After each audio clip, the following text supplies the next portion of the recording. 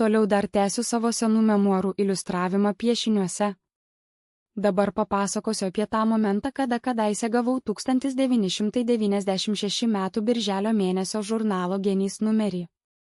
Buvau tada jau pagaliau prasidėjusi pati vasara, šiltas ir geras oras lauke vyravo, o aš jau ir vėl gyvenau malonių vasaros atostogų ritmu.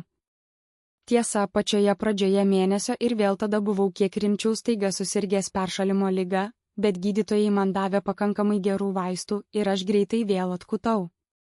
Pastarojo birželio mėnesio genio gavimas man tada įvyko kažkur mėnesio viduryje, bet jau tiksliai nebepamenu, kurią tai buvo diena. Kūrybai ir žaidimams lauke mane tuo laiku labai smarkiai teigiamai įtakojo per televizorių žiūrėtas nuotykių serialas Paslaptingoji misija. Nuo pat praeitų metų mano kiemo vidury, po obelimi stovinčiame vaikiškame žaidimų kiemelyje, aš tuomet ištisai žaisdavau su savo žaislais kone kiekvieną mielą dieną, jei tik būdavo geras oras lauke ir nelydavo. O kas liečia pastarąjį žurnalo numerį, tai jame tikrai iškart buvau sužavėtas vasariškai šilto ir mielo viršelio, su ten pavaizduota basakoje mergaitė.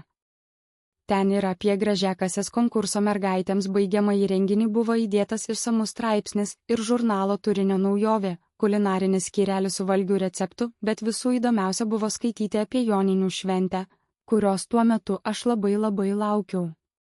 Pasitaikė gera proga tada man tas jonines ne tik namie su žaislais žaisti, bet dar ir joje realiai gyvai pabuvoti, kada prie Pabūdžio ežerėlio ta šventė ir buvo netrukus kaime surengta. 1996 metų birželis.